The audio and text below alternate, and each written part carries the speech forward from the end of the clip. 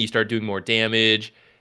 If you don't have that, I think you just fall flat. I think this Muerta destroys you. Like, not only the Necro, that she But can PA as bypass well. his save with Pierce the Veil, but then that's also super good versus Phantom Assassin. Yeah, this is like a dream Muerta game. If this guy can play Muerta at all, he should be pretty chill. The lane's not going to be super easy since it is a Sand King, and generally Sand King is just very annoying. But yeah, I mean, if he farms decently well in the Muerta, he should be able to just go right through a lot of the team, a lot of the heroes on the Dire team. Drinking buddies with Gunslinger is kind of a cool idea, actually. I Yeah. don't think we've seen that interaction since Muerta's not very popular right now. But that's kind of a cool one.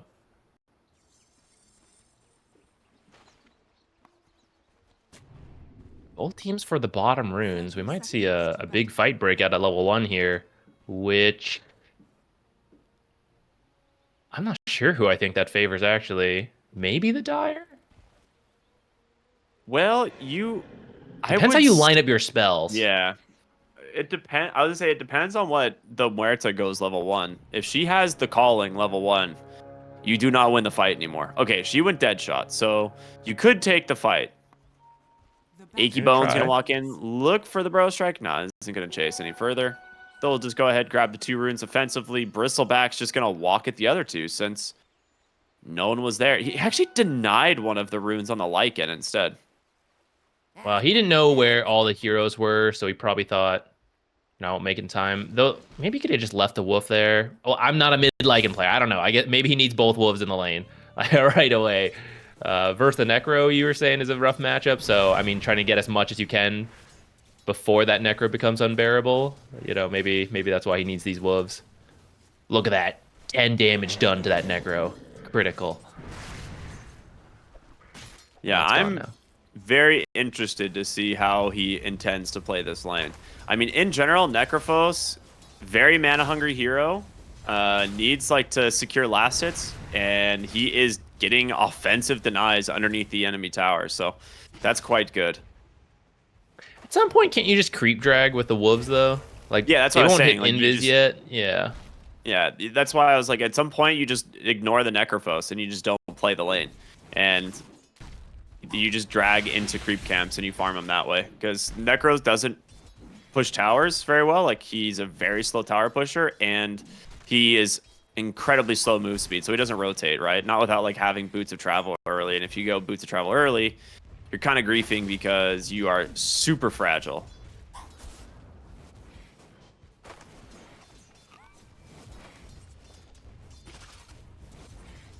Yeah, I'm curious. We'll see how this goes. He's gonna do well for the first few levels on the Necrophos. We'll see how the Lycan adjusts afterward. But top lane, Bristleback being very annoying, just spamming the quills here into the PA. Now, bottom lane, that is a kill onto the Muerta. First blood for Achy Bones on his Sand King. That is very big. And top lane, they're going to turn around, try and get down a kill onto the Rubik. Pops the Fairy Fire.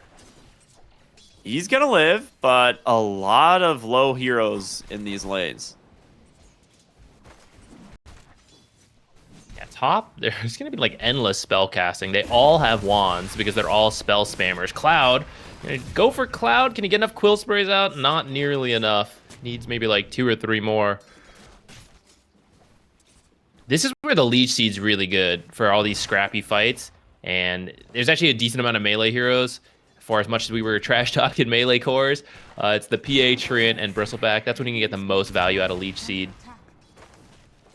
At least in these early fights, as Bristle scales, Quill Spray just does too much damage for the Leech Seed. But at least for now, as you see, it helps them get these early kills. Oh yeah, absolutely. Those early few levels, Leech Seed is super potent. Bottom lane looks like they don't want to contest Lotus. Same with top. They Lotus for the definitely thought Bristle, about very it for good. a moment. I thought they might because they had their spells, and if you combo it, it's pretty strong. But I guess there are a good amount of creeps pushing into them, so it could have been a bit of a disaster. All right, Another attempt here onto Cloud, keeping his back turned, but a nice jump away there from the PA. And ooh, 6 Quill stacks, but not enough to get the kill. Meanwhile, bottom lane, they actually find one onto the Sand King, as they're going to continue to just put as much damage as they can into him. Nice dead shot, but off the mark with the full bore. So he's going to be just fine. Meanwhile, mid lane, Lycan might be getting a solo kill onto No way. the Necrophos. He's got Is boots this being real? delivered. All right, I thought he was about to just dive with those wolves, but I guess they're not that strong to the tower at this stage. So, but that's crazy. I can't believe it was the fact that it was like almost happened. If I had to guess, he tried to dive the tower and got like body blocked or and almost died or something.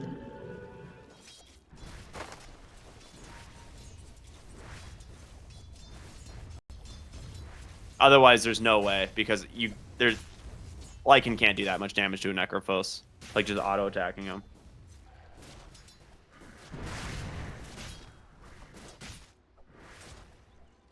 Which we might see. He's fast. One nice thing about Lycan is with Feral Impulse, having that HP regen as part of it, it's like your passives just cancel each other out from the Heartstopper aura of the Necrophos. So usually you might like chase someone under tower to try to get the kill when they're that low, but it just doesn't do enough damage thanks to his extra regen.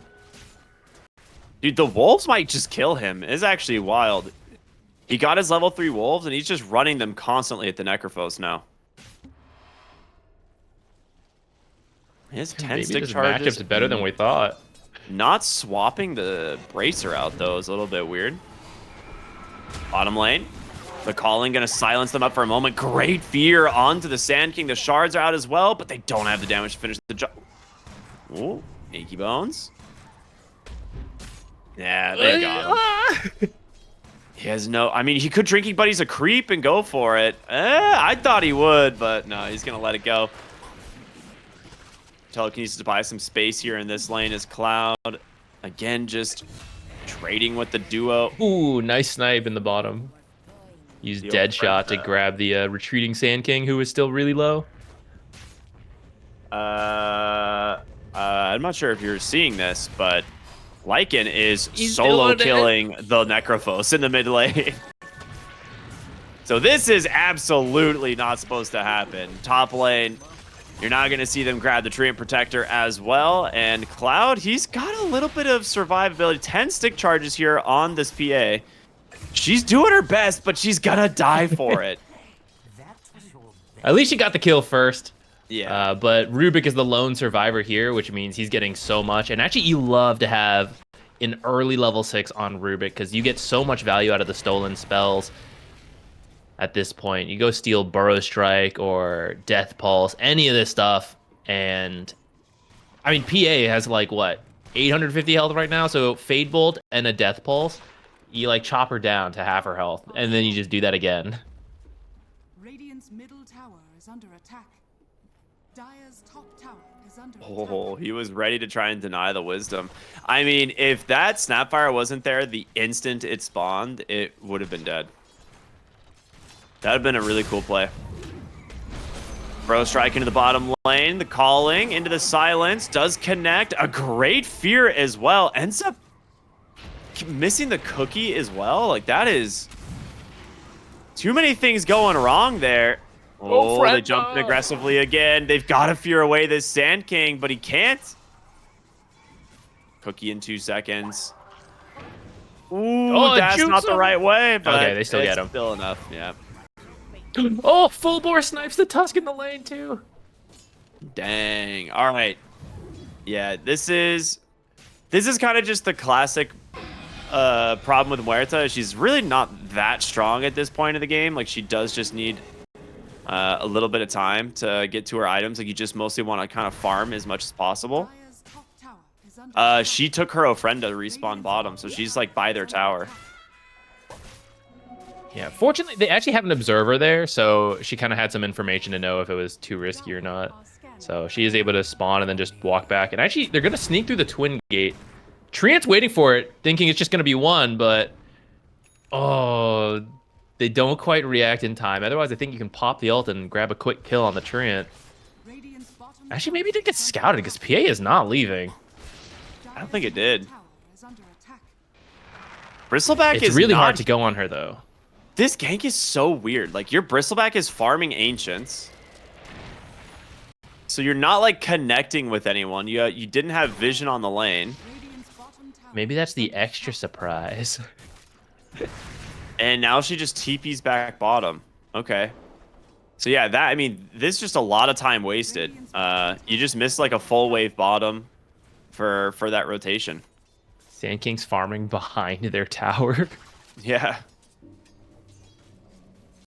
Yeah, that feels like a weird rotation. I appreciate trying to get a kill really quickly with Pierce the Veil since the stacks are retroactive. Yeah. Very nice kill top lane. But in the first use of Mortimer Kisses.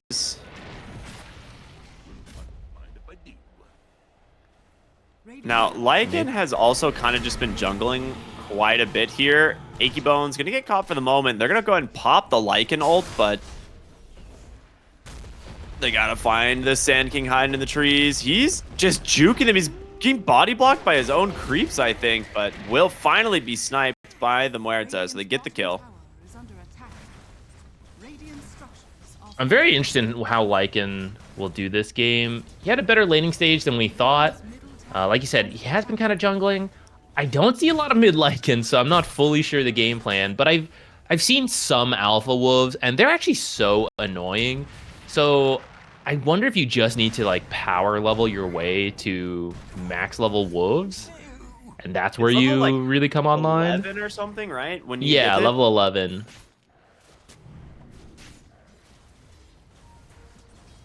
I mean, they're just bringing heroes into the mid lane. They just got themselves a free kill onto the Rubik, and this should be a tier 1 tower going down here with the help of the catapult. They fortify for the moment, looking for the Lycan. Drinking Buddies pulls them in. The Snowball gonna be going up to the high ground, but you've got an Overgrowth. They will finally pop it.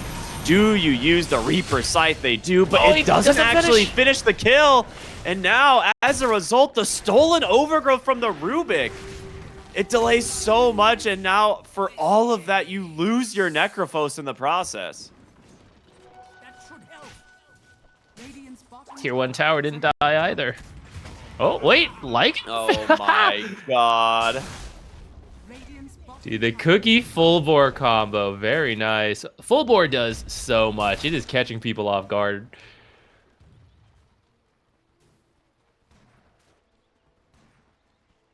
Achy Bones just gonna drag this creep wave and kill it in the process.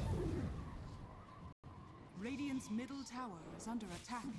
Achy Bones is going for the Bloodstone first.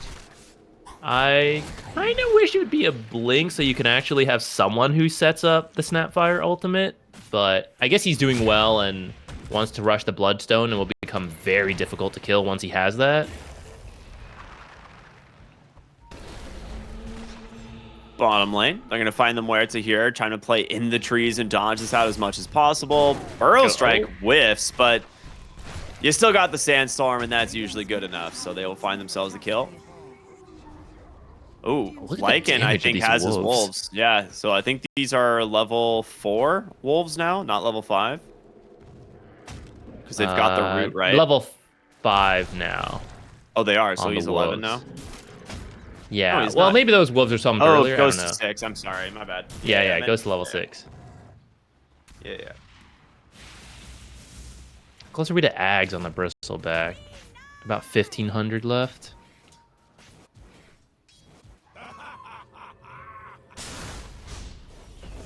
Oh, that's I'm a not Burrow Strike. No Epicenter, though. Great usage of the calling. Just kind of late into the Sand King. Fears it back the other way. But the Sandstorm into just a Reaper Scythe is enough to find the kill. A stolen Reaper doing almost nothing there. And they get themselves another 2 kills. So with like if that, he- it's the first Reaper's kill of the game. Yeah, I wonder if that was a misclick. I feel like if he used it on Sand King, he may have gotten the Sand King. It would have been close for sure. Well, it won't be close next time because now he's got the Bloodstone. He's going to be healing up like crazy. This is a pretty good Bloodstone timing. He's the richest in the game. 13 minutes in, 7,500. I want to see a blink next. Someone's got to start these fights for the Dire. I mean, I guess they're doing okay even without it. Just actually just walks up and ults like it. Yeah, he's dead. I mean, Overgrowth to cancel out the immediate transformation. They just take a big Ancient stack as well. This game's completely falling apart for the Radiant. And Yeah, I mean, most of this is just the Sand King and the support duo, like, getting really active. Yeah, I like the idea of the Muerta, but just not having a good enough lane. So we'll see if they can drag this game out long enough where she catches back up. But for now, full momentum for the Dire. 4 heroes will start just making plays together. The Radiance on the Necro should be on the way. The Bloodstone, and I hope the Blink eventually on Sand King. And then PA will just farm. She does have her Battle Fury at a very nice timing. These wolves are actually just chasing down Necro. Radiant's middle tower. I think they're going to do it. Is he just dead to them? Oh my gosh, 50 HP. Oh, Bloodstone out in the mid lane, just healing through all of this. A 3-hero Burrow Strike. Puts him at Look at full these HP. wolves, Now though. the Wolves chunking him down, trying to do as much as he can.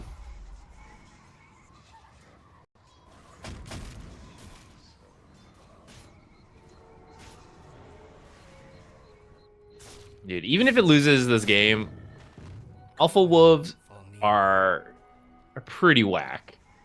He's not even They're he cool. doesn't even have the max level wolves yet. Radiant's top tower is under attack.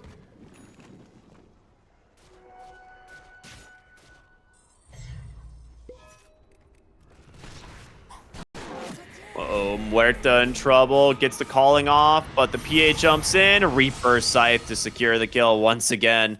Necro with the Radiance. 2 stacks on the Reapers now, giving him a little bit of extra regen. And Sand King's going to walk in, find another hero here. Going to be the Sand King. We've seen this one before. The Overgrowth immediately after the Shapeshift, and now they're looking for the Bristleback. He's got the Ags completed. But I don't know how you killed this Sand King is the problem. There's Mortimer Kisses available. It's just now going to be raining in on top of the Rubik. And Necrophos just walks in onto the side as well.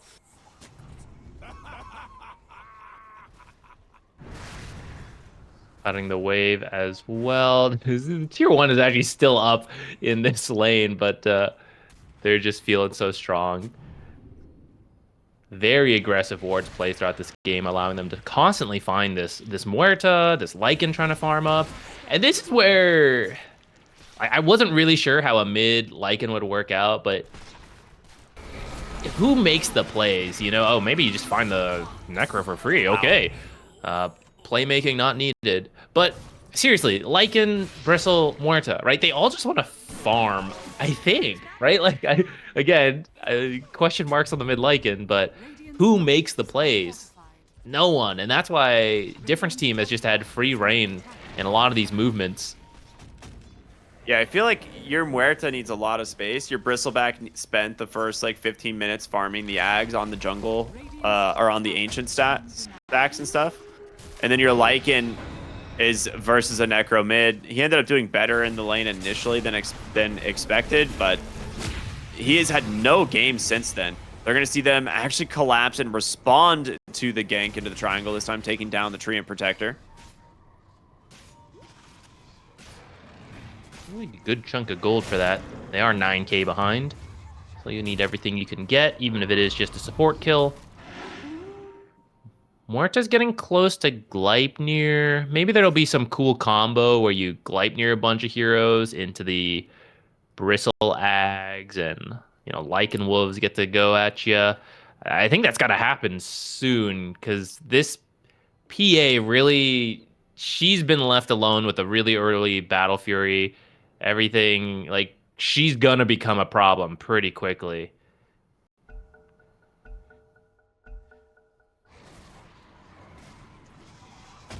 I like this. She's got Manta queued up, and then she's going to get a shard, because that break is really good for her team.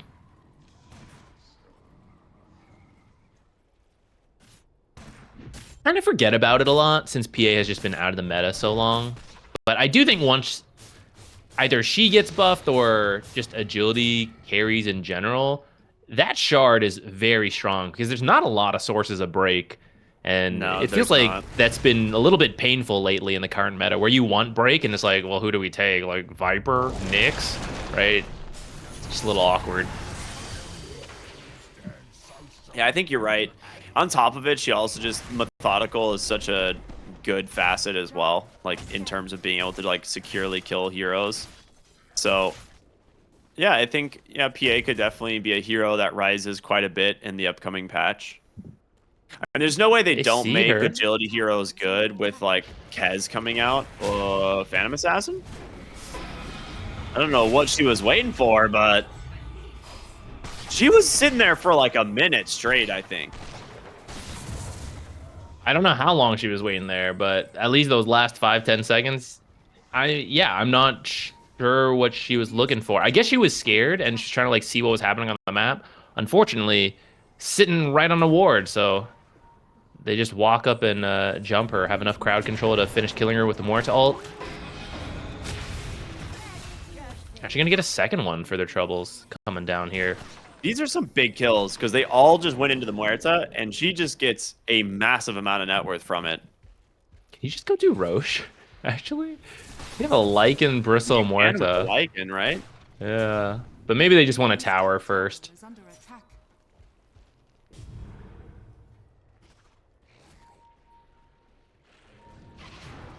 Radiant's middle tower is under attack. This Phantom Assassin needs to be very careful. They can easily burst her again. The stolen cookie comes out. The dead shot pulls her back, and she dies again. Back to back. This time, the kill going to the Lycan. Now, Tusk is in a little bit of a rough spot. Radiant's top tower is under attack. Drinking buddy saved. Great TP in from the Rubik to give him a drinking buddy's target. Attack. Now the rest of the team is coming.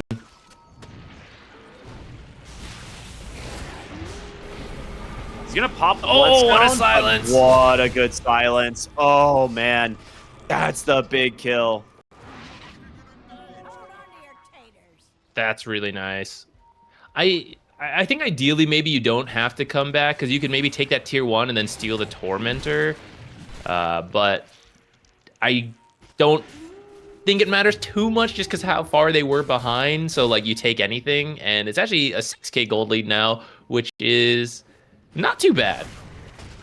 That's playable. Maybe you're This gonna get a Necro might Necro be kill dead. now.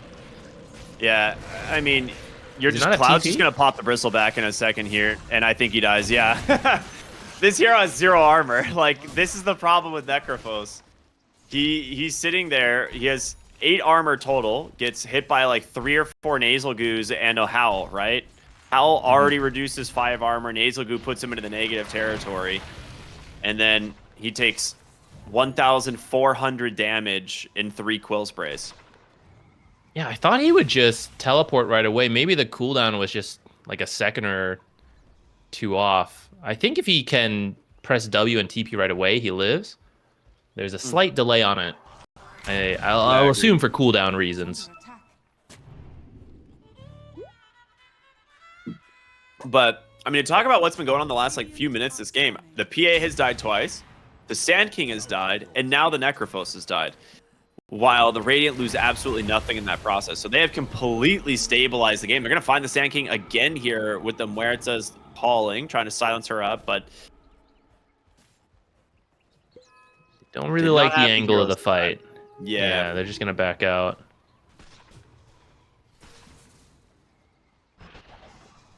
Dire's middle tower is under attack. Falling back like this does mean you might be giving Roche over to the Dire. It's kind of a slow Roche, though.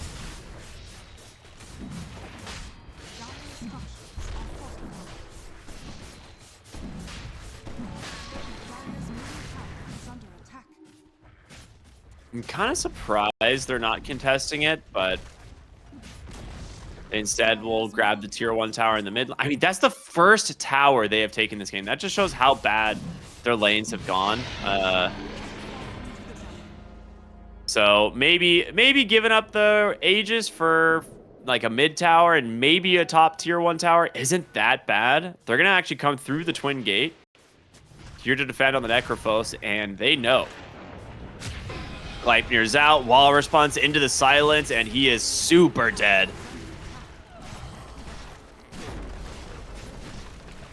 They're just bleeding a lot of kills. I I mean, their think, gold lead's completely gone now. yeah, even with the Aegis. Tower is under attack. And now we're kind of back to the point where I think like Muerta's going to be really good this game. It looked like her timing was going to be completely missed and they would have ways to deal with it, but because of how many kills have gone back the other way, I think she's back on track. And you have these alpha wolves. I think he'll probably get a shard at some point, right? To always push out his lanes. Dire's top tower is under attack. Yeah, I'd imagine the shard is coming very soon for the Lycan. He should have the pipe almost done at this point. Dire's top He does. He's actually going the bongo boots next. So he has the drums, the Vlads, the pipe, soon to be boots of bearing. But yeah, I think the shard is just way too important to pass up, especially when you go Alpha Wolf. Because it doesn't get the wind run, but it does get the other passive, which is the like root and bonus damage.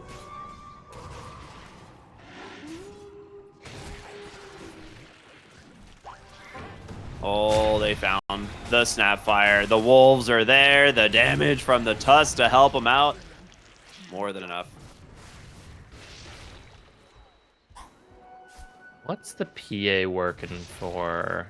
BKB, but she's a BKB away from BKB. Yeah, she went Manta and Shard. Link on Train almost done. Like, when do you start bringing things back together is what I'm wondering. This is literally the exact problem of like the melee agility heroes we were talking about. Mid lane, they're going to go on Kid, but he just gets immediately rooted from the overgrowth. He's still got some time on that ult left to see what he can get, but the Reaper Scythe comes in to finish the job. Very nice pick off. Burrow strike up onto the high ground. They're not getting much out of the Lycan at the moment. The Epicenter doing some work, but a jump in from the Phantom Assassin gets the break, but in comes Bristleback. This guy's scary. Can he chase down the remnants of these heroes? He's trying. He does have a hairball in a moment. It will finish off one, but that's not enough. PA jumps in. Wait a minute. Telekinesis into the Walrus Punch. That's a really bold move. He's got a BKB. They're going to be able to grab the Aegis here. But, ooh, blink up on the high ground. They don't go for the chase. Interesting. That could have gone better for the Dire, except the Necro tried to boots travels in, and then the Lycan Wolves were there to kill the creep immediately. So it takes longer to kill the Sand King than they were, or sorry, the Muerta than they were hoping for, which allowed everyone else to respond, and you end up with I think a pretty fine trade, even though you did lose your carry, which is maybe a little sad. It was like slightly favored for the Dire, but not by much. It's most of the fact that PA was able to come into the fight late and clean up some extra kills, get some good assists. She's level 18 now.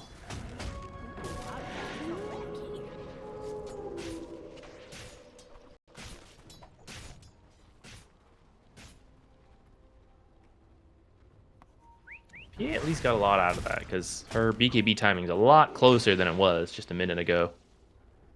She's now only about like 1,500 gold off.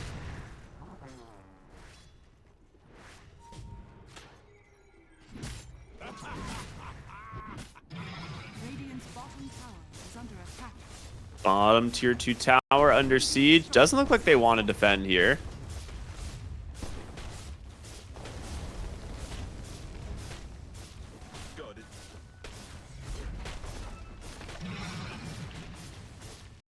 Radiant's bottom tower is under attack. Radiant's bottom tower has fallen. Dire's top tower is under attack. And the Lycan Wolves scouting out that the entire Dire team is here. Radiant's bottom tower is under attack. Dire's top tower is under attack.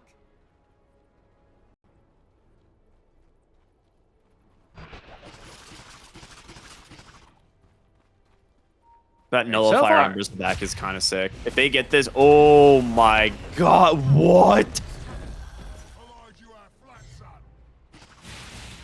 I mean, Necro still doesn't really have armor. He is He still has very weak to 1500 health. physical. Yeah, he's still very squishy with the build he went for. Like, he has Radiance, Blink, Bots, and Yules. Like, there's no strength or resistances in any of those besides, like, some evasion. But the Quills don't even care about evasion. Yeah, Tusk did 680 damage on that Walrus Punch. That's like legitimately half of his health pool. Now in the river, we're gonna see them find the Snapfire as well. Quick pick off. This Tusk is going crazy. PA actually skipped her BKB. Did you mention that? Is under attack. Oh, she changed her mind? Oh, She went for a Basher. I don't know about that. I feel like you need a BKB, like a one bad fight, and this game snowballs out of control because they can easily take your base.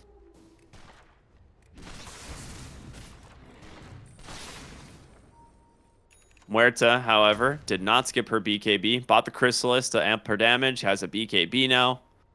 As Smoke's gonna push pop. really quickly. PA finds him. The Burrow Strike is out. She's just dead.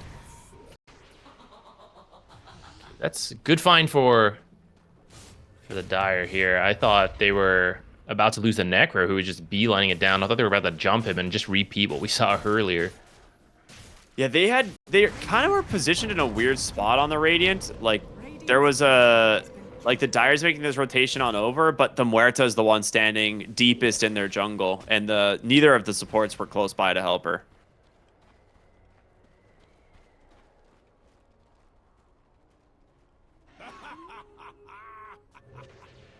Man, I really don't know how this game's gonna go. It's been really back and forth with these pickoffs. I feel like it's gonna drag out for a while, and we're gonna see like one major fight. Death timer is gonna be so long, that'll be it. All right, nice overgrowth Big there to overgrowth. bail out the Sand King. It looks like that's going to be enough.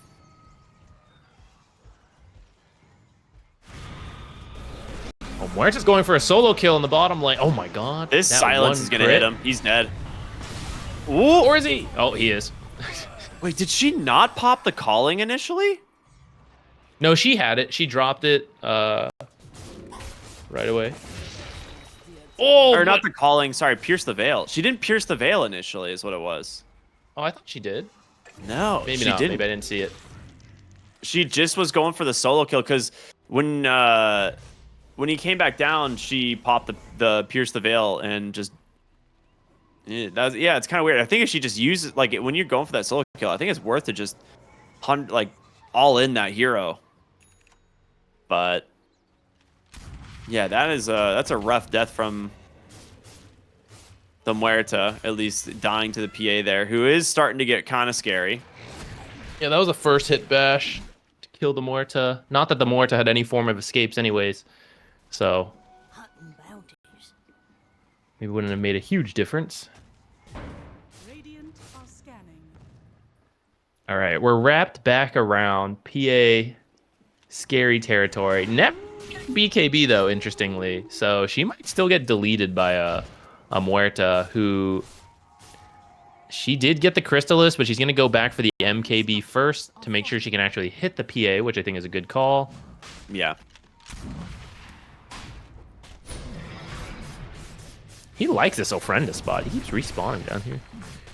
All right, they're coming in to contest Roche. I think you need to. I think this is a really Don't good think call. they're going to make it, though. There might be okay, actually, baiting they're Roche for the retreating. moment. They did get hit by the Roar, so you'd be losing a lot of damage. All right, they see everything. There's a ward sentry up on the high ground. They're actually not dewarding these quite yet. As Mortimer kisses are coming through, Muerta just pops the BKB, pierce the veil, takes the Aegis away. They rip right through two heroes. And this is when you got to be scared of this guy. Muerta is strong in these situations. The Stolen Epicenter just takes down the Treant Protector, is now in the trees. Is going to be this Snapfire and this Phantom Assassin. Looks like they're just going to settle for the snap here. Maybe they can get more if they're lucky. PA jumps on in aggressively to try and take down the Muerta and dies for it. Oh my goodness.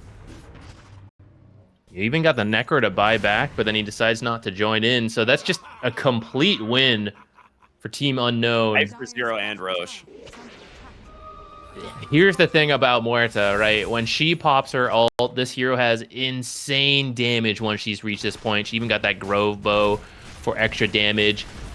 And so when you're coming into contest Roche, like you're actually just coming into the Muerta, who otherwise, without mobility, can sometimes struggle to enter a fight and get damage done in the short time of her ultimate, 8 seconds. But when you come to her in the pit, she just ulted in the pit, stepped out, and then the Sand King and Necro got deleted. Yeah, the Necrophos walked up and got 3-shot, like legitimately. It was just a Walrus Punch again into like 2 taps from the Muerta. Sand King managed to get his whole kit off. He's like got the Bloodstone going, but it just didn't matter at all. Now we're gonna see a kick out of the base. There is gonna be a Reaper Scythe onto the Bristleback, but it's not enough to kill him. And you have lost 2 already. Oh my goodness, Muerta is here, baby. Triple kill. And I think that's just the game. Yeah, I mean, tip the Necrophos. I don't know. The hero just doesn't do much, it seems. It's kind of just the nature of the hero. You have to go boots travel because he's so immobile, but he's insanely weak. The funny thing is, though, so I don't love the Necro pick overall, right? But I actually think it was in a decent spot to do quite a lot, right? They were at a... The Nature's Prophet is, and trying to start pressuring that lane as well. I can't think that there's any other plan besides that, because you don't want to go into the Doom lane and just get doomed and die, because like that'll definitely happen. So I imagine Brood needs to win mid and then move to take bottom side of the map. I could see that. You just put all your webs to that bottom half. But it does mean like you're not rotating at 6, which is what a lot of other more active mids would do. You're farming at level 6, getting to your max webs, and then maybe you need like Orchid if you want to be aggressive. I think Orchid would be good versus the Omni Knight as well. But Bloodthorn did get nerfed on that hero. He did. I like the fact that it actually chose the Feeding Frenzy facet this game on the Broodmother. Because you pointed out, they actually have really no good way of dealing with the spiders, and this is one of those games where this could actually be a huge facet in terms of your ability to push towers and like fight with the spiders. So this is cool. With that said, Necrotic Webs is actually probably pretty good versus Lycan, with his extra HP regen. The battle begins. Yeah, I initially thought the same thing. I was like, oh, he'll probably just go Necrotic Webs in lane, but then he didn't, so here we are. Yeah, I look forward to seeing it, see how it pays off. Dark Willow did go Thorny Thicket instead of the Throwing Shade we see more often. I'm going to guess it has to do with her team's lack of crowd control that she's going to try to cover with the extra Bramble Mazes. But it does mean your laning stage is a bit weaker. I like those. I guess your damage is alive by the spiders too. Yeah, your damage is also gonna be absorbed by those spiders. So throwing shade, amplifying that won't really help you.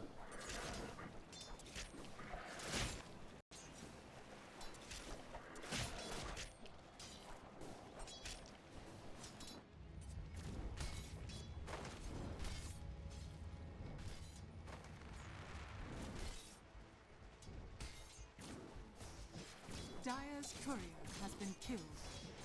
That's a nice courier get. Some extra regen now going to be missing in the bottom lane.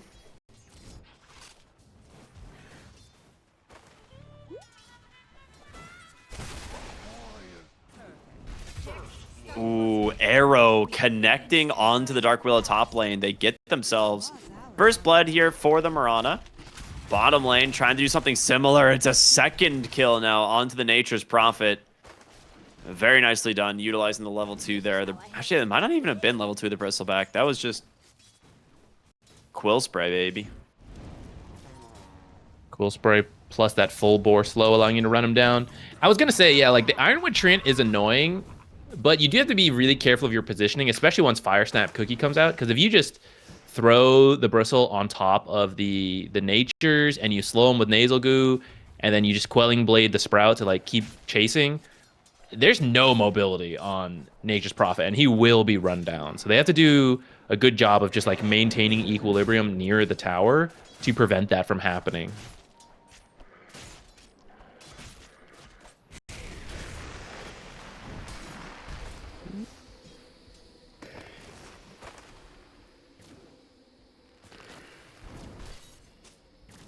CS wise, Radiant doing quite well at the moment. I think once you have level 2 in this top lane, you might be able to put a little bit more. That's exactly. He just pops the blood grenade casually, throws it onto the Dream Protector, grabs a courier. Bramble Maze not gonna connect, unfortunately, there for the Dark Willow. So that hurts a little bit. It's harder to land in the open lane. You usually want some creeps to help body block enemy heroes into it, or like in the tree line.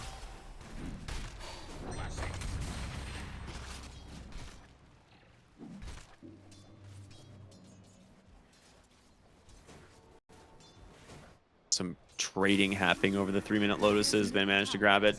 All right, so this is what I was saying. At this point, you have Insatiable Hunger. You're level 4 on the Brood. You no longer have to worry about regen.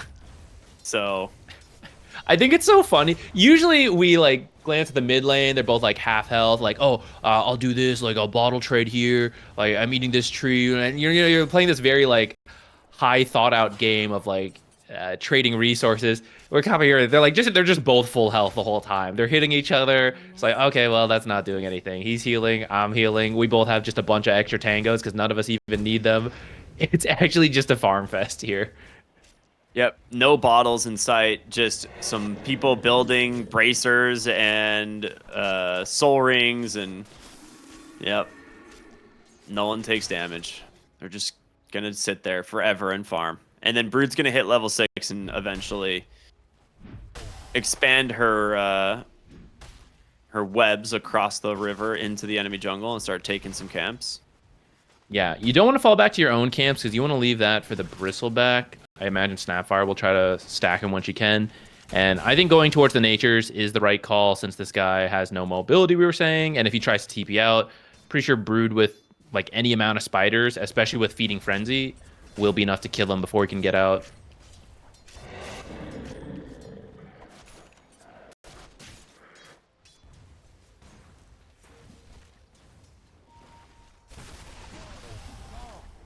They bring the Treant Protector in. The question is it going to make a difference? There it is. The Nature's Grasp on top of him. The heals from the Omni's not enough. And now the dive looking for the Omni Knights. He's got so many Quill Spray stacks. Achy Bones gets himself a very nice kill there. And a lot of experience going their way in this bottom lane thanks to these 2 kills. Nice rotation from the Treant. That was a little bit of an aggressive teleport from Nature's Prophet, getting back to the lane. Just wanted to poke a bit. Didn't expect to get slowed from the back. And again, we see he actually was kind of close to his tower, but with just no mobility whatsoever on that hero. Any amount of slows is so scary for you. Now he actually has to walk back, the hero with 2 teleports. That's a big kill to get on him. Yeah, that hurts a lot. He's very slow. At least it's nighttime, so it's a little faster, I guess.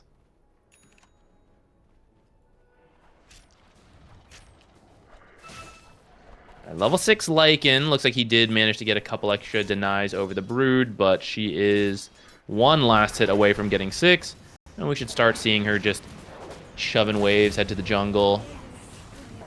Ooh, they get the Treant, but it's going to cost you 2. He doesn't have a spot for the Lotus. Yeah.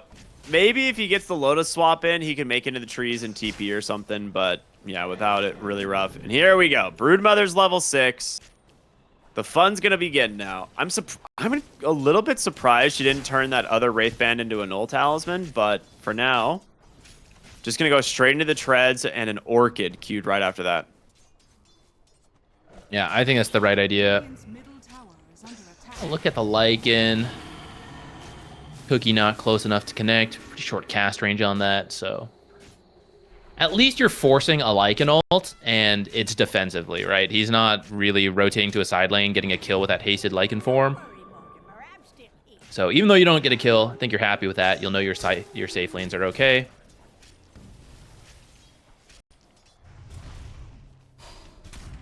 Bottom lane. Snapfire with the full bore. But the the repel is there. It finally expires. They get him with the cookie. Another kill going their way, but they do manage to snipe the Wisdom rune on the Nature's Prophet, which he kind of needs. He's a little bit behind at the moment. Holding his TP will finally go back to the jungle to continue farming. This mid tower is about to fall so quickly with this feeding frenzy. Look at it go. How much damage do these spiders get from it? I'm kind of curious, because the Insatiable Hunger is percentage based, right? Only level 1, so they're getting 40% damage and 40% lifesteal. Is that right? Yeah. So for now, it's not the best. Level 1 spiders kind of weak, but over time it'll be stronger. But since there's so many of them, right? Even when they're only getting like 6 damage, doesn't sound like a lot. But when there's 20 spiders, right, that does add up. Yep. Doom putting the first Doom to use, gets the kill onto the Treant Protector. Not like the best kill, but you'll take it. The Mirana, of course, doesn't want to be up here anymore, so you're just going to do your best here to try and push that tower. You have a brood problem, guys. There is spiders knocking on your tier 2 here. As there's your Insatiable Hunger. All right, let's see. So yeah, they're currently getting 5 extra damage, which, like you said, it adds up on all of these. I mean, this thing's dead. Eventually it'll go up to 70% extra damage for the spiders. They do rotate in. It's a little late though.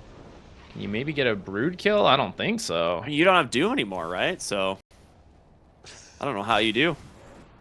This Broodmother has taken tier 1, tier 2 mid. It's only a matter of time before she starts expanding some weds down towards bottom. You could just honestly plant your Bristleback in the mid lane.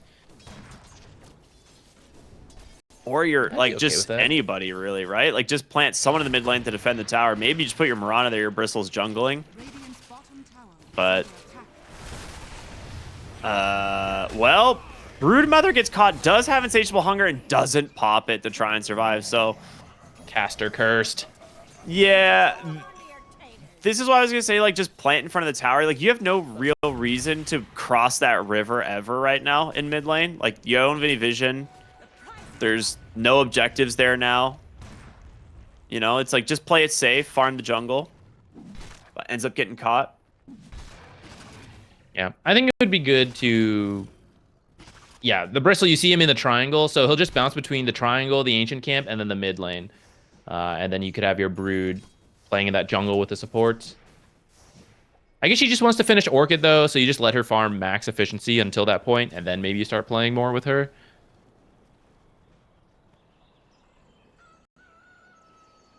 Alternatively, she goes to the enemy triangle because you actually already got that bottom safe lane tower. And you steal that away from the Lycan who's been farming it up.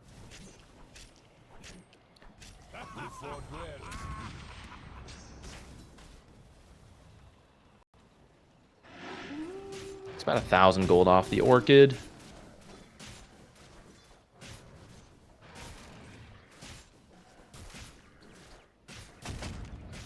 Slight lead for...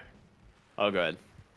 No, yeah, I was gonna say it's pretty close in terms of farm if it wasn't for these towers that have dropped. It has to solo ult himself to get out of here on the Omni. But that's the only way he lives. For much longer. He's about to have the Orchid. Yeah, that's the last time that'll work. Yeah, they immediately smoke towards bottom. I like this. That being said, Doom's ultimate is available. So if you happen to get caught on the Broodmother without paying attention, well, he's just going to TP out, and there's no way to cancel this. Nicely done. I'm going to say, very similar build from the Lycan is what we saw in the previous game. He's got himself the Vlad, the drums, this time queuing up the Assault Kuros. Slightly different than what we saw before. Top lane, Bristleback falling low, but who? Okay, it looks like it was just a Dark Willow, but he's coming in on the Nature's Prophet and Achy Bones. He's going to go down. Mortimer Kisses out the supports. Just kill this Nature's Prophet on their own. As Lycan's going to come through. He's got the Wolves. Just blowing right through this Snapfire's health bar. Big overgrowth onto 3. The Terrorize is going to connect and help finish the job, but that is some huge turnaround kills. The Nature's Grasp actually taking down the Dark Willow at the tail end, but they needed this and badly. Your Nature's Prophet is really struggling this game. Orchid's being delivered on Brood. They're going to try to get the Doom in the meantime since all that action happened top. Morana's over here. He has to Orchid Doom him, delivered right? now. Okay, he's dead.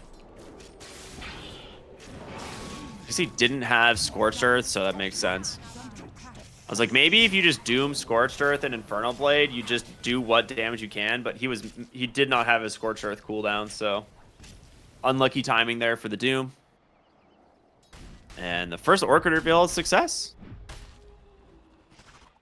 If you can work in a shard somewhere on Doom, I don't know where you do that, but if you can, it's probably a lot of healing off of these spiders. Might help him tank up in some of these fights.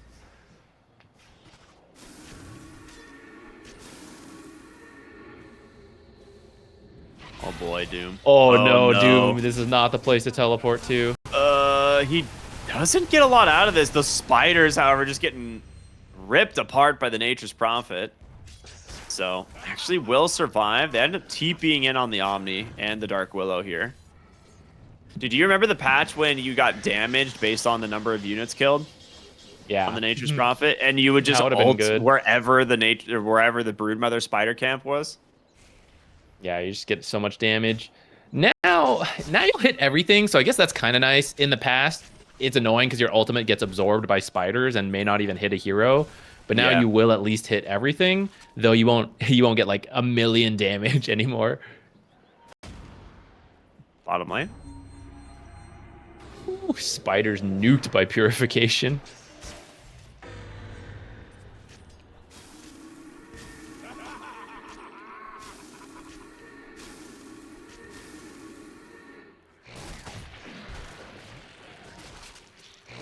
How close are we on this Bristleback Ags? I feel like it's got to be soon, right?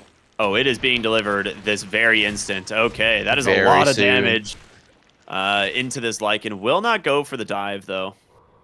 He's still, yeah, I think he was just trying to bait out the shapeshift, but Orchid connects onto the Omni Knight. Terrorize comes through. The Cookie not going to connect as a result. So a nice save there from the Dark Willow. That's a big cooldown, though. Terrorize down, though, for this next fight. Yeah, and it's such a small commitment. You're literally just running spiders at him and pressing your Orchid.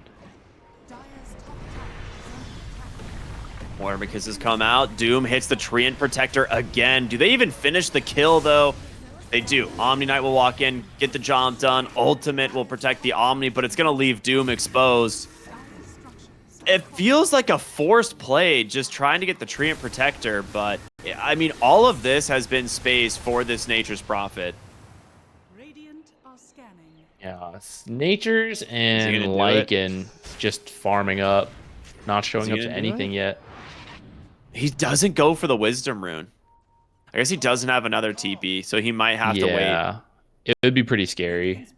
I mean, they scanned it to see if it was open, and it didn't hit a hero, so I thought he might just go for the Wisdom Rune, but he had just TP'd back to base, so maybe a little bit of an improper order of operations there. Like, if he had TP'd the Rune, he could have TP'd back to Fountain immediately after, but then I guess he's stuck in Fountain for a few moments. Yeah, but at least that Fountain would be safe. You can walk out. Stuck on the Yeah. enemy's Wisdom Rune is very scary.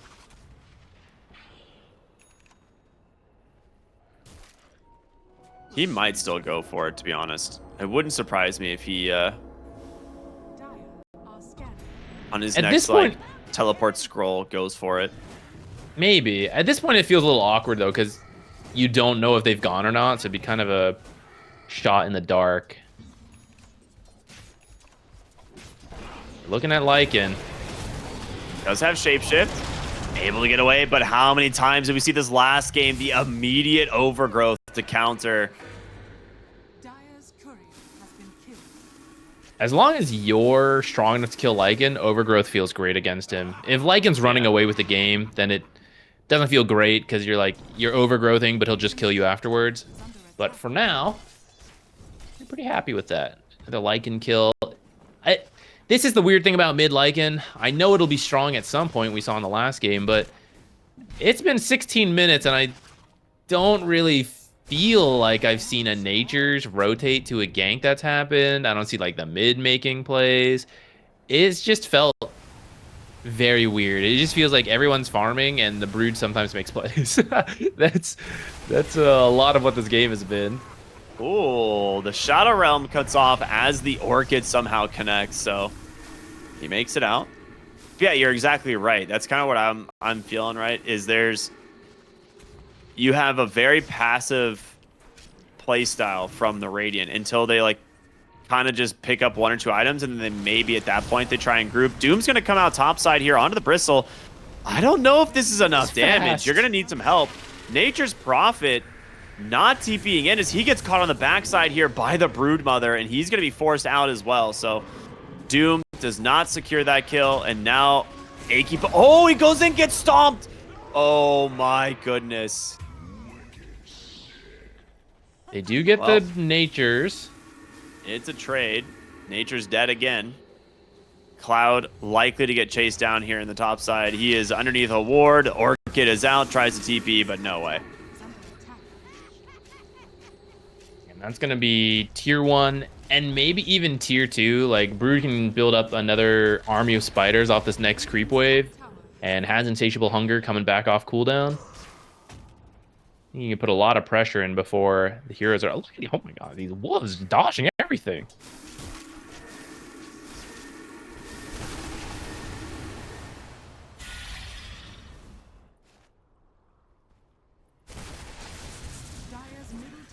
Really check for the Wisdom Rune.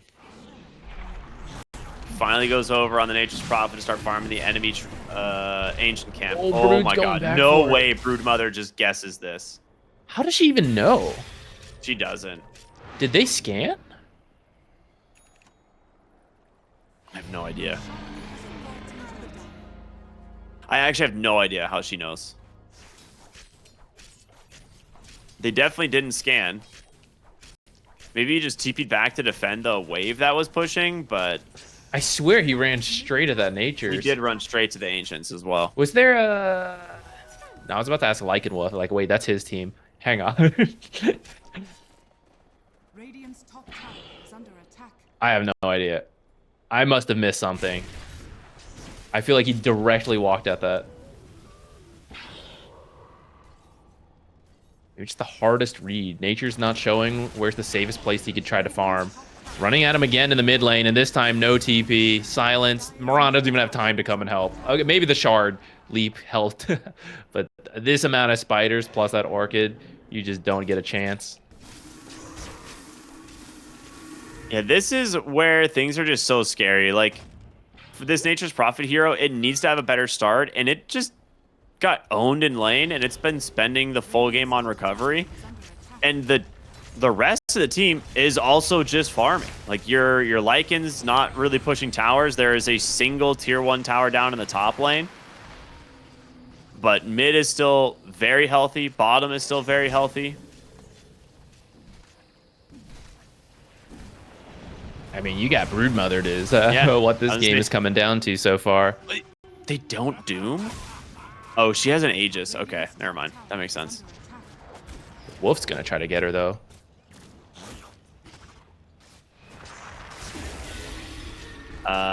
Nature's Prophet, dead again. Dude, he's having such a rough time. They have his number.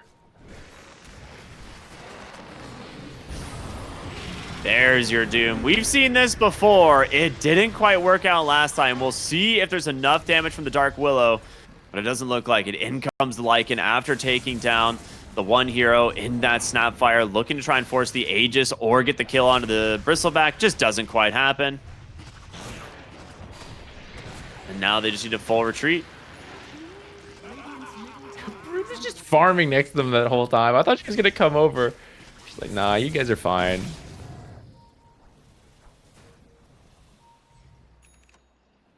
BKB done on Brood. How long on Aegis? 2.5 minutes. Maybe you poke a little, but you don't really have your team here. I mean, now that Doom's down, I don't feel like Broodmother's threatened by anything. As bottom lane, Achy Bones will finally go down. Burns at the last second, and they get the Mirana's Aegis as well. But Brood Mother's coming. And just like that, 3 dead. Finds the Dark Willow too. Yeah, 3 dead. They're going to buy back on the Dark Willow. Lycan's alive, but your base is not going to live for long. Radiant's bottom tower is under attack. Oh, this looks like it's going to a game 3 here. I'm not sure how you're stopping this Brood Mother. She's not even helping her team bottom. She's going to try to get the mid. Ooh, the Yules. Everything all at once.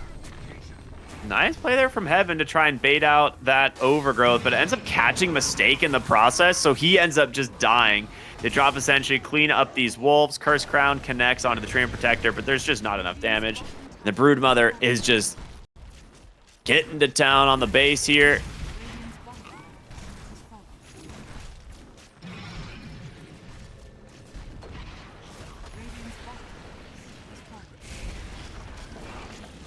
Bristleback pushes in the mid lane. And, yeah, I think you're right. I think we are heading straight to a game 3 here. I don't know what you can do to hold this one back. They pump the BKB on the Doom, trying to burn through the Treant Protector. It's not enough. And instead, he might just die to the right clicks here of the Brood Mother, trying to make his way back to the base. The Repel will actually keep him alive. Achy Bones goes into the fountain, ends up killing the Omni, but dies in the process. Now your Doom is available, throws it on the Brood Mother. She returns with her own BKB. Lycan comes through as well. Gonna try and find a cleanup here. Gets one. Might get the second support. I mean, this is some signs of life maybe, but Doom's expired on the Brood Mother, and you have no way to fight this hero. She gets a Bloodthorn delivered at that very moment. Radiant's middle barracks are under attack. These spiders with Insatiable Hunger, she bought the shard, so it makes Insatiable Hunger better, which then gives the even better bonuses to the spiders. So they have 20 base damage. I saw them go up to plus 25. It's more than double damage for these spiders. So imagine an army of 20 spiders is really an army of 50 spiders towards the end of the Insatiable Hunger. It's just such an insane amount of damage on top of the Bloodthorn. That's pretty good.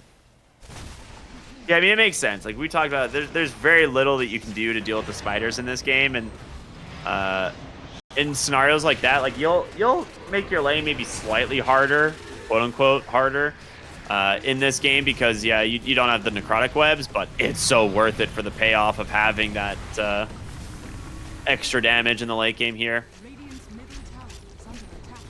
Yeah, I think it's a good identification of how good spiders will be in this game, but also, yes, my lane's a little harder, but it's also this Lycan mid who, like, what's he really going to do to me? You know, we saw them just farm. It's not like necrotic webs would have changed that. Maybe you get him lower just a little bit, but the plan was never to kill him in the lane. It was to hit 6 and then go do this, right? Just farm up like crazy and eventually show up a million All right, spiders. there you go.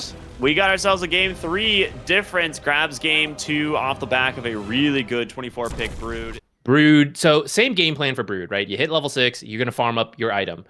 Oh my god. Beastmaster, you know, you get the Ags. SF, if he's having a good lane, if you can land some good raises on the Mars, then you just pop off and your team would destroy buildings. On the flip side, if you manage to pull an early lead, you have so much playmaking potential from Difference team, and you know the start of the game is just the 3 cores trying to farm up, hit their timings. If you can just keep making plays, push objectives, invade their farming space, you could be the one who just runs it down while they're all just scrambling to finish their first items. Well, currently paused for the moment. The reason we were delayed initially is because one of the players apparently needed to use the restroom. Instead, that looks like they just started. Now they're going to go ahead and use the restroom. So taking a moment before we actually jump into this game. Starting items, everything looks pretty much par for the course with this patch. Lots of bracer components, right? Circlets and tangos. I think you should see a aggressive play from Difference team. I think their level 1 is way better. Brood takes webs, doesn't really do much. She just has to like scout people and then run through a cliff to get away. But she doesn't really want to fight. I think you should try to get a first blood, get things going for yourself.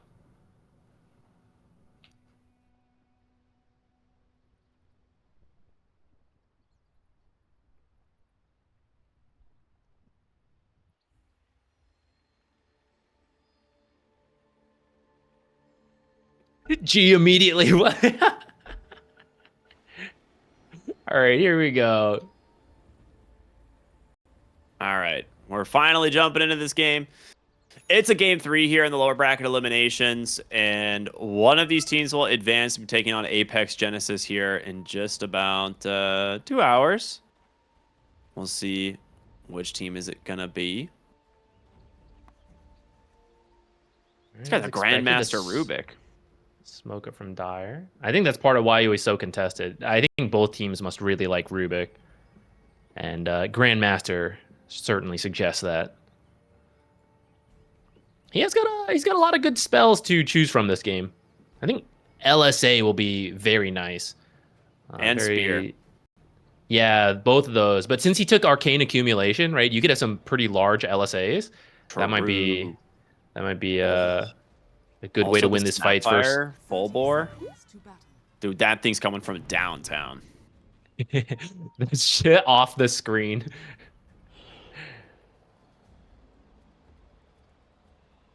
So, Mistake actually coming through the top side of the map here.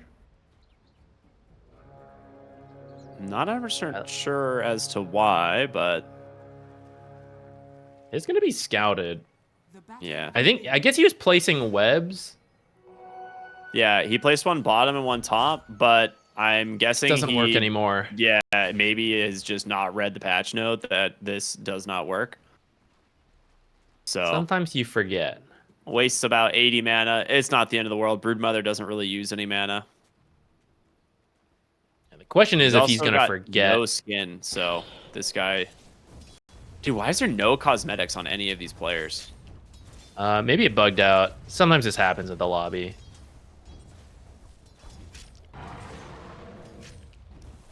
So I certainly can't be the one to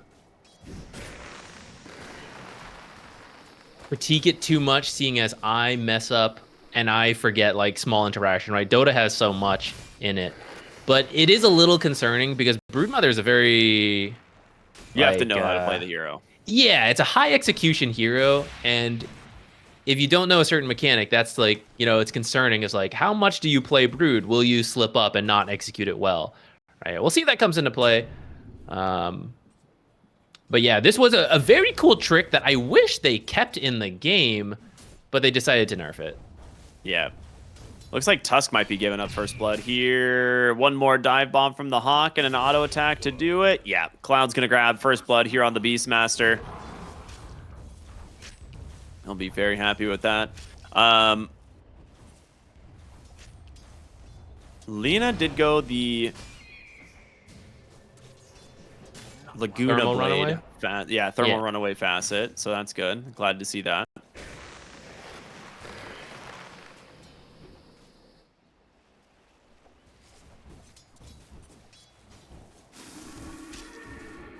I feel like, yeah, he's gonna put multiple points in Insatiable Hunger here to try and sustain through the lane, but Lena just keeps auto attacking him, so he's kind of just like trading even when he has the Insatiable Hunger up.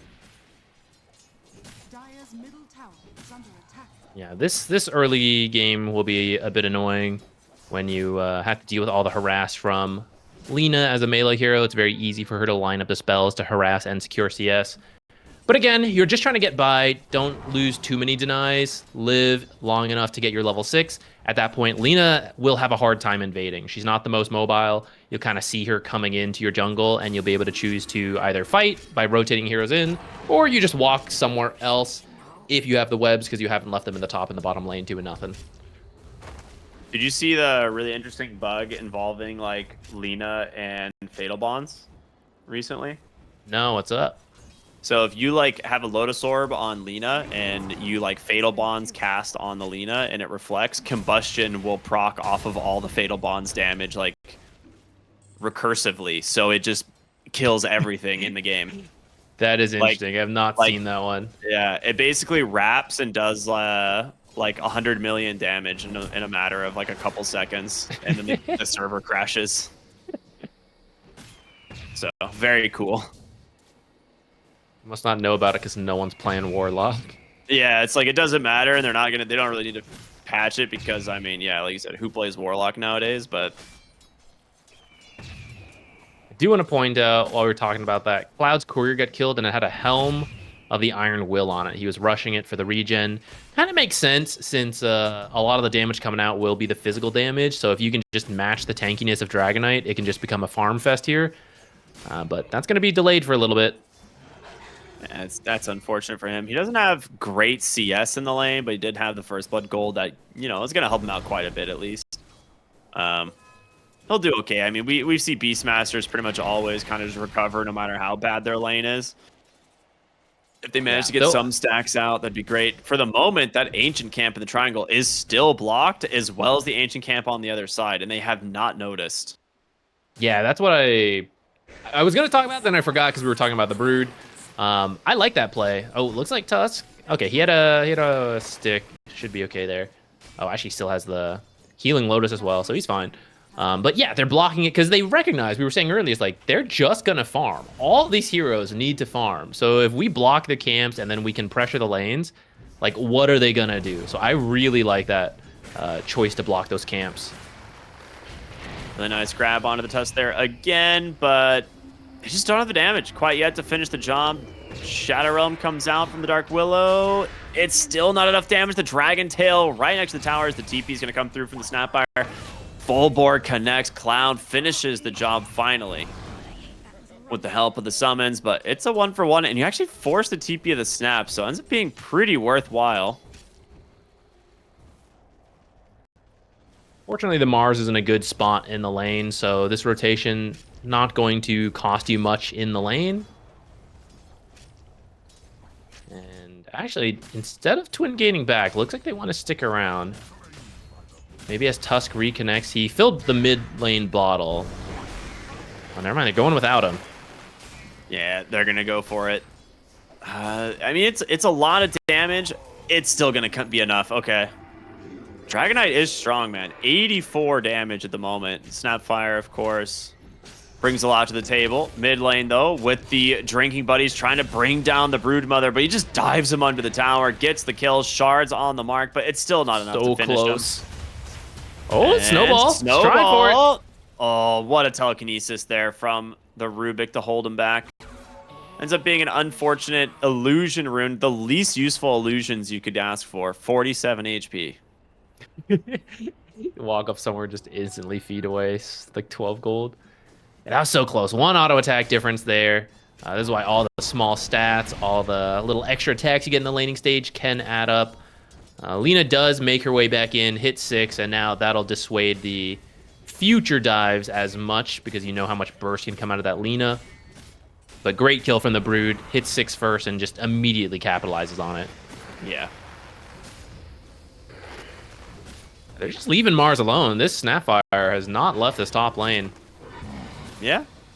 Well, they're going to go for it here. He has the Snowball, of course, to dodge this as the Curse Crown does not connect. Drinking Buddy's doing so much damage here thanks to this Dragon Knight, and Dark Willow doing her best to kind of play through the trees, buy some time here, drops that Bramble, it connects onto the Tusk. They get the kill.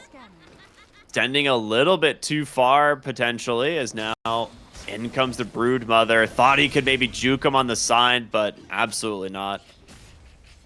A little bit of a miscommunication there. It looked like they wanted to dive with a Snapfire, but then she didn't want to come in because she wanted to secure the Wisdom Rune.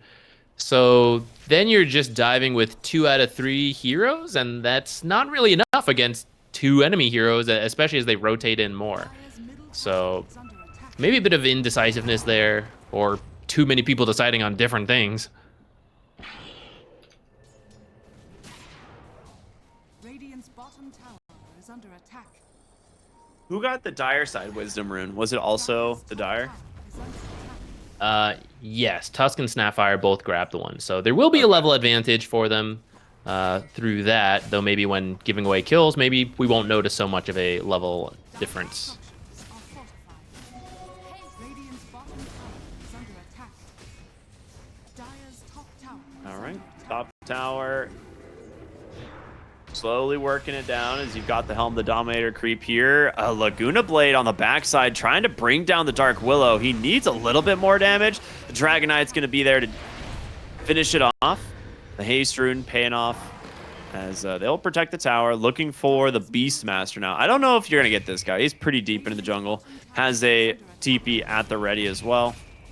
Dire's middle tower has fallen. Did opt for the Helm on the Dominator. Not something we see so much. It's often just Arcane Boots into Ags. But I guess this build does give you more early pressure, right? I was complaining that everyone's just going to farm, but Has fallen. the classic Helm Dom build does allow you to push, try to get kills with your Roar a bit sooner. So I kind of like the idea. See if it pays off compared to the usual build. For now, you are just like wasting this Dragon Knight's time. So otherwise, the old, the classic build, you'd just be like sitting in your triangle and Dragon Knight would be farming as well. Yeah, I mean, I wonder if they switched because he found out early that his camps were blocked and they just never got around to unblocking them. But oh, nice shard block there from Dead. All right, well, Lina lost her mid lane tower, which is expected. That's just Cloud? Oh, He's been back here this whole time. she's just like, guys, there's a Beastmaster at our tier 2 tower. Anybody know how he got here? Spear comes out. They've still got Dragon Tail available. I don't think he's making it out of this one. But He he's is very being happy. annoying, though. Yeah, he stole some farm, and he finds a Lina kill, who is very confused right now of why there's a Beastmaster roaring her at her own tier 2 tower. And all this is space, right? Like the Brood and the Shadow Fiend, who we mentioned, they want to farm. They have been doing so. They've been left alone. Shadow Fiend needed some recovery as well, getting back there. Brood, let's see, what does she decide to go for this game? Not the Orchid, but the Phylactery instead. Radiant structures. Oh, that's a cool build when you get the 10 talent. So Broodmother has, like, I mean, you play Broodmother. The Spiderling Broodmother. spawn damage talent at level 10 is quite scary. You pair that with the Phylactery, and it ends up being a pretty low cooldown, but very potent nuke. Yeah, especially versus this game where the spiders are not going to live very long. So the Bloodthorn build, not very encouraging, even if the silence were good. But also, Dire's this Dragon Knight just being so high armor, right? Having more magic nuke versus him might let you get some kills. Lina, very long range, right? Throwing those nukes from afar. Cloud getting hit by some nukes from afar by the Snapfire. Actually gets to live for now. Oh, okay, Dragon Knight finishes it off. Yeah, man, he almost got out there, actually. That would have been really rough for the Dire to commit those spells and not get a kill. under attack. Dire's The Lina's the hero that's struggling quite heavily right now. Like, her mid lane, obviously, into the Broodmother, didn't go super hot, and she is going to eventually go for something like a Gleipnir. It's just taking her a while to get there. Yeah, and we see Brood instead just playing on the enemy's half of the map, pushing in multiple lanes. Dire's bottom tower. Just trying to rat this tier 1 off lane. Arise? Doesn't come out. Okay. I'll just back away on the Dark Willow. He wants none of this. Well, he throws it now and just gets Arena speared for sticking around instead. Roar out from Cloud, trying to find an opening here on the Tusk. But you are 1v4, my guy. The Dragon Knight is here with a completed armlet, and another kill goes their way. Okay, we are up now 6-9, a slight gold advantage for the Dire after these series of kills as they take the top tier 1 tower. It's a close game. This might be our closest game yet. Call it Tusk, found by the Brood. Or I should swap that maybe. Brood accidentally found. Thought that was his own base. Wrong. This is Brood's jungle.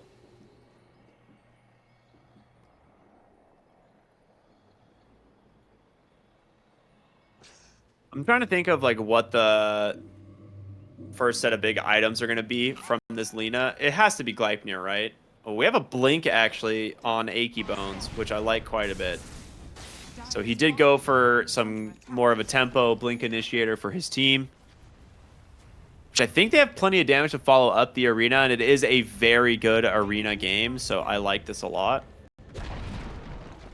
Tier 1 just got killed off by Brood. That was the full health Tier 1 that he has been slowly just backdooring with spiders.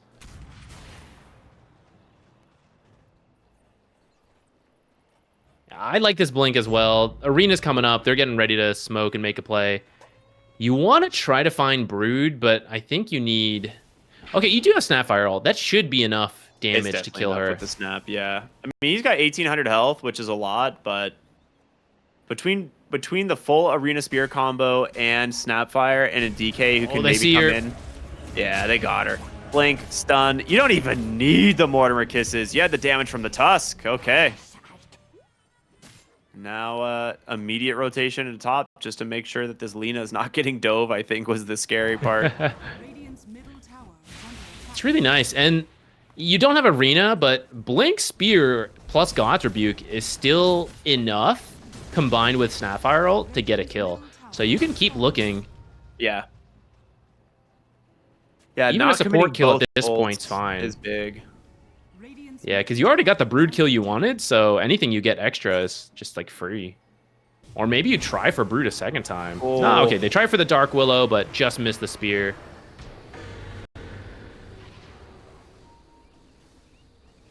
Cloud's rotating back. It looks like they want to defend their triangle. Oh, Marsh just left. This might actually work out really well if you don't leave right now. Yeah, that's a spooky TP out. He goes for the Wisdom Rune, but his team might need his help. No, it looks like they're done. They actually make it to their side of the river fine.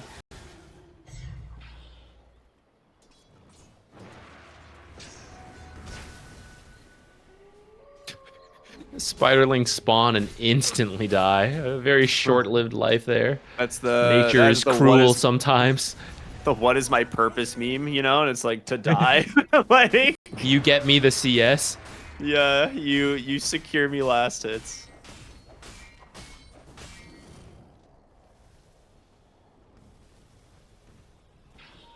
All right, where's our SF?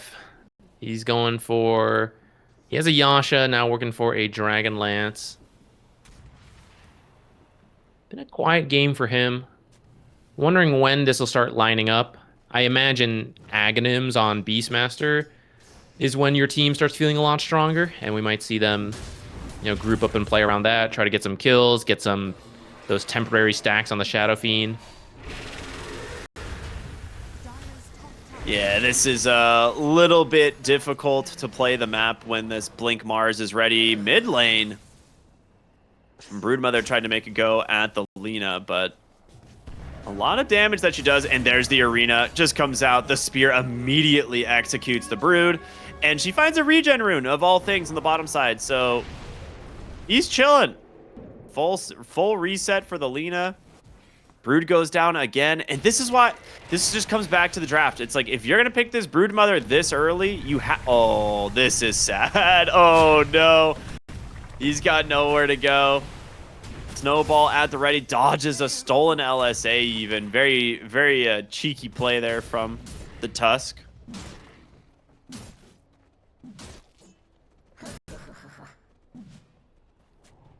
Cloud's almost there now. Needs 200. Oh, sold something. So he's got his Ags now.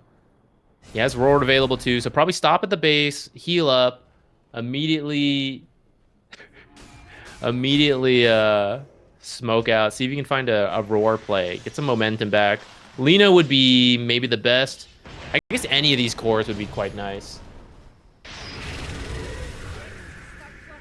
She dies on the last auto attack. Yeah, I mean, Gleipnir, that's the reveal of it. The Snowball again blocking off the Rubik. They're trying to find an opening. That is the Roar. Like you said, Stolen Laguna actually doing some work. Dragontail out from this Dragonite. He just lays into him with the armlet, but they've got the Fear the Requiem. Catches the Lina on the bottom side. Mistake able to finish the job. A nice zoning shards there to kind of block off the chase. I do have Mars coming through, which... he's able to get into this fight, would be massive. I mean, we can see the Dragon Knight's damage right now, right? Like, it is pretty scary if he's able to stick on a target, but...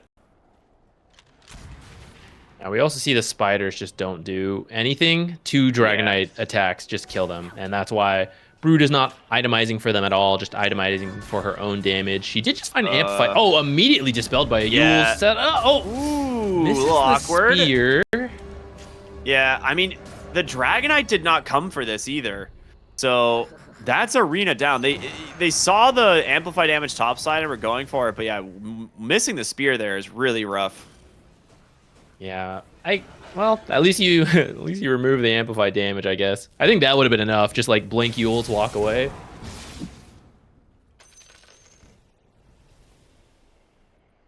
Misclick, me too.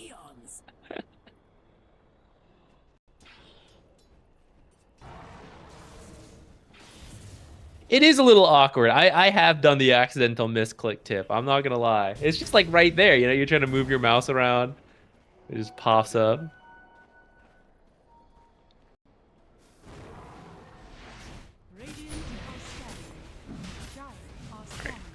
Roche here at 19 minutes. A little later than we usually see for a Beastmaster team, but they will be the first to secure it. Dark Willow dies in the meantime, but we can consider it space made. The enemy team is right here, though. Wait. Can they catch everyone? Oh, the Requiem comes out. They managed to stop and block this Shadow Fiend completely inside the pit.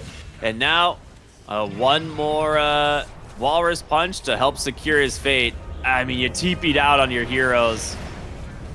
They've got him, man. Laguna connects. They're going to get the cookie as well. You got Aegis, but the cost is massive.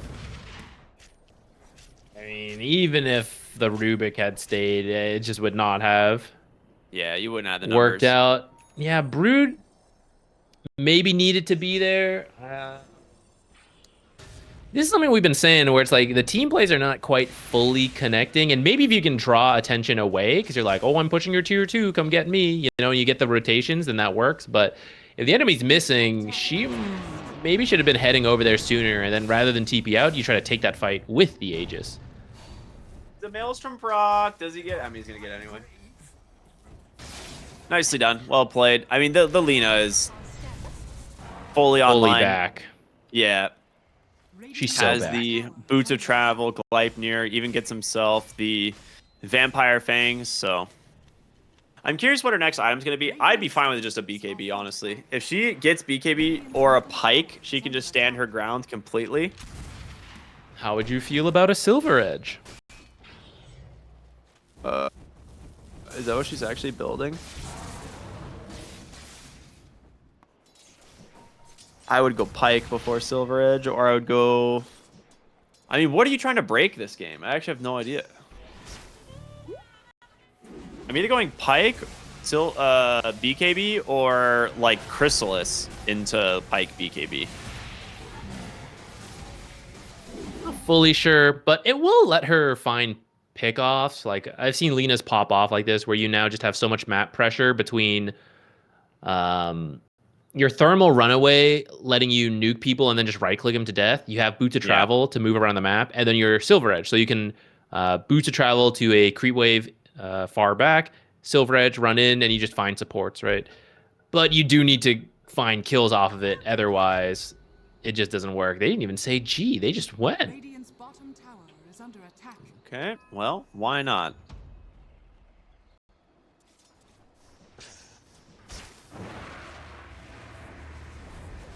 Radiant's bottom tower has fallen.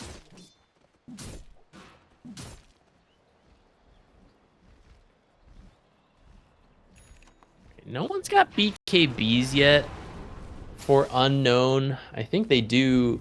Like, this arena is just going to keep doing so much work until BKBs actually come out. Is Shadow Fiend even close to his? He's not even, Or he's not even working on it, man. He's getting the dataless. Okay, yeah, that's what I was afraid of. Attack. Radiant's middle tower. Oh, no. There must have been a misclick in the purchase. He got 2 Blitz Knuckles on Lina. Sometimes you accidentally double click. That's painful. Yeah.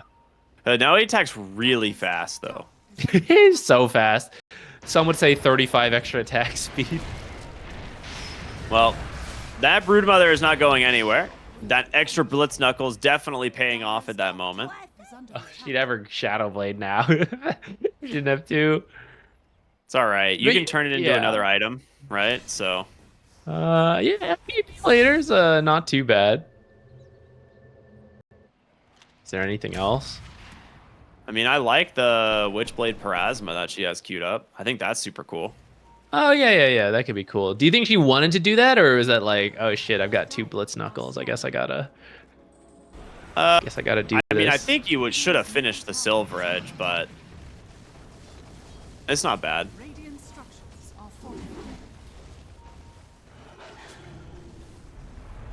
Dragon Knight just working on the mid tower here. Has that Sanj and Yasha completed. So the status resistance will help out a decent amount. Cloud, he's going to get popped. The spear a little bit off with the arena timing.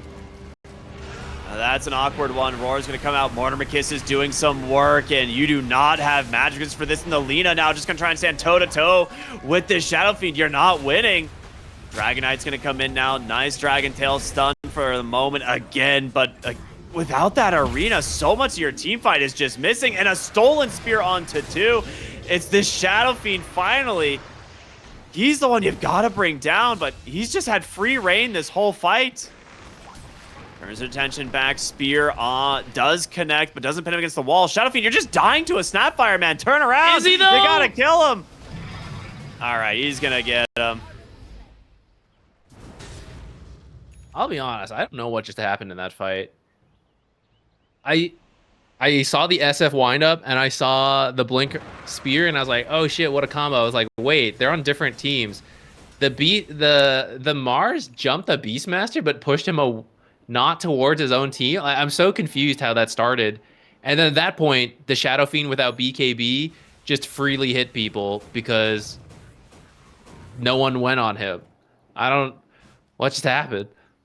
Yeah, I mean, he tried to do the spear into arena formation, but it was way too late. And he, like you said, he speared them away from his team, so it wouldn't have even allowed them to like collapse onto this Beastmaster and kill him in the first place. Shadowblade reveal here, takes out Heaven. So this works. I mean, you're getting there. He's got an MKB queued up. Like, I think he sold the Blitz Knuckles. But then he queued up an MKB anyways.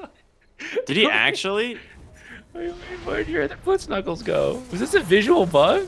No, he definitely had 2, right?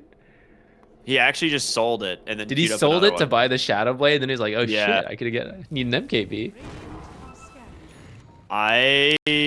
Yep, that's what happened. Because I'm checking his courier everywhere. He does not have it. So he bought 2 Blitz Knuckles by mistake, then sold one and is now gonna have to rebuy it anyway.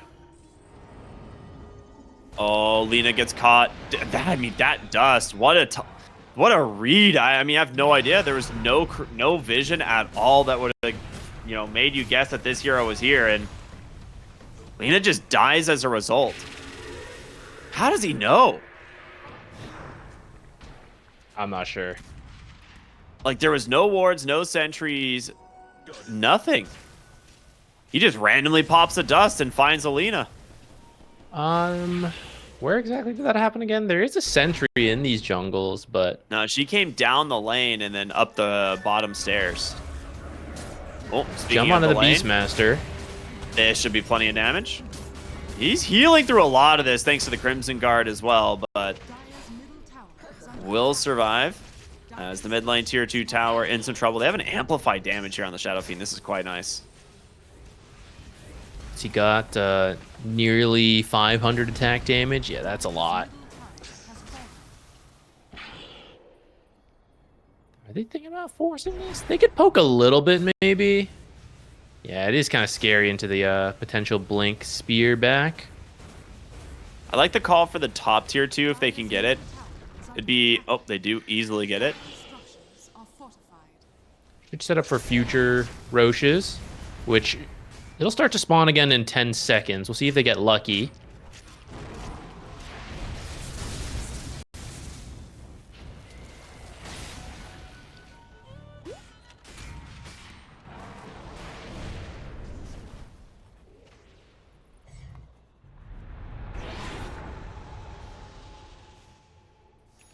He's almost got his Daedalus done on Shadow Fiend. It worked out in that last big fight, but I think if Difference is better about jumping the Shadow Fiend, this is a really greedy build.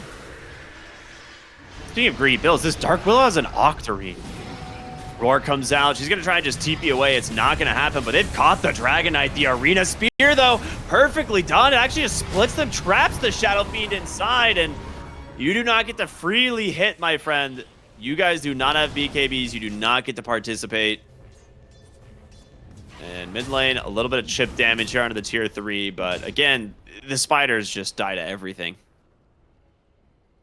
Yeah, they're going to go check Roche. We'll see if they stick around, because it's actually spawning in 7 seconds. Tusk, yeah, look around, go change your Spotify songs, just like chill for a second. All right, that was kind of delayed, but here it is. I feel like that was like an extra second off the timer. But anyways, they scout it. They're going to get started on it. Roche is just going at his own pace, you know?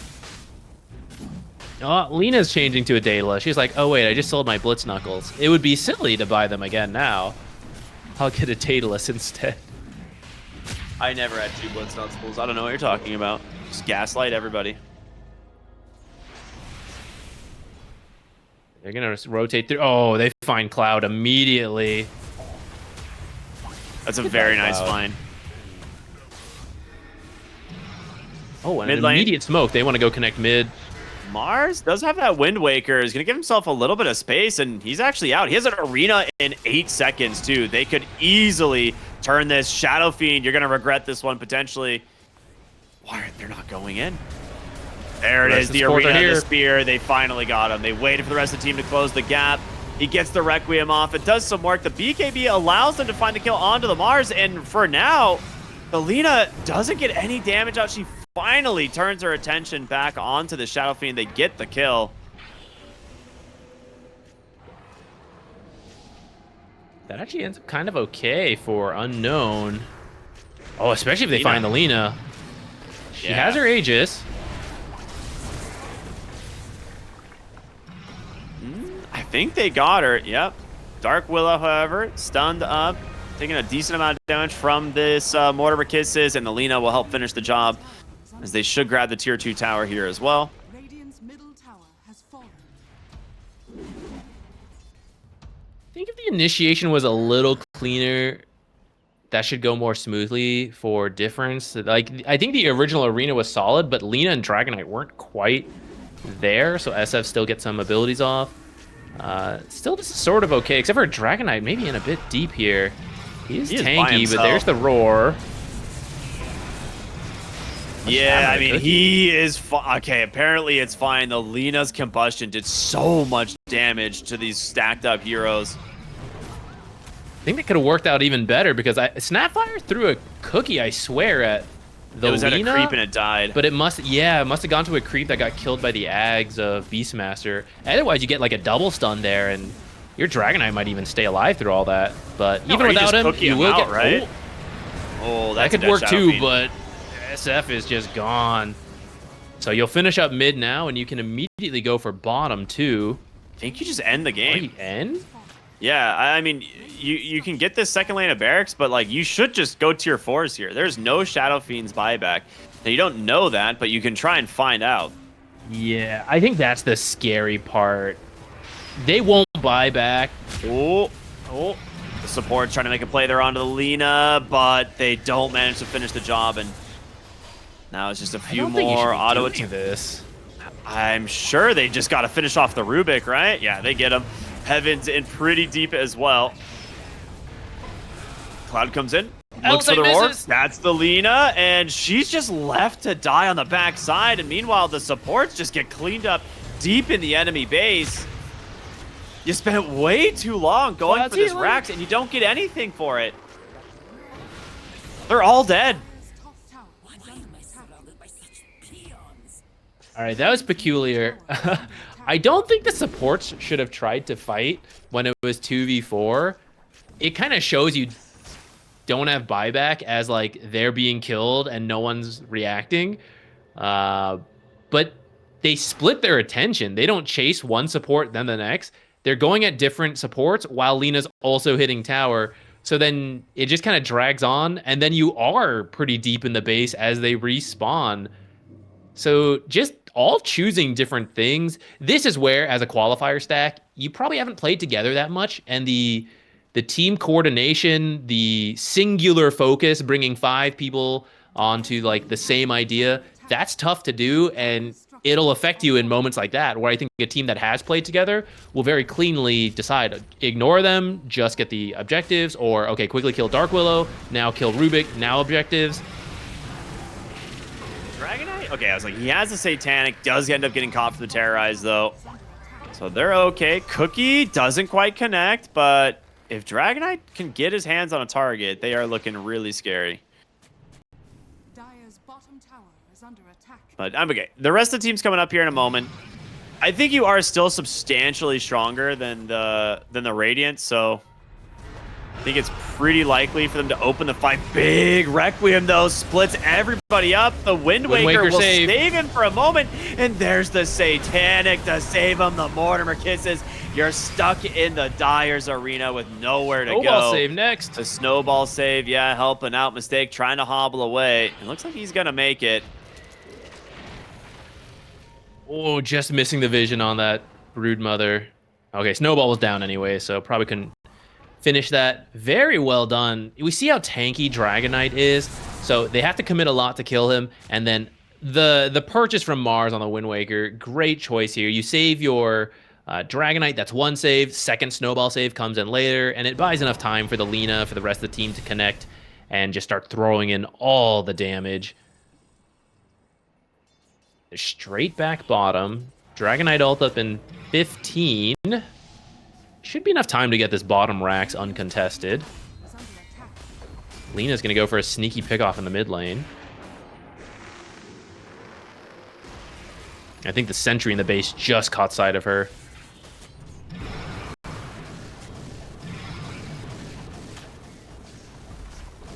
Polar Crest Drinking Buddies, like 700 damage on this Dragonite or something, 600 damage. Not bad. It's a lot. Oh, Lena's got to be careful with her courier. Trying to deliver Daedalus. All right, she just noticed. She's looking top. She is hoping to find someone to go for that Wisdom Rune, but they're going to run into Cloud. He gets the blink out, though, and he'll be okay.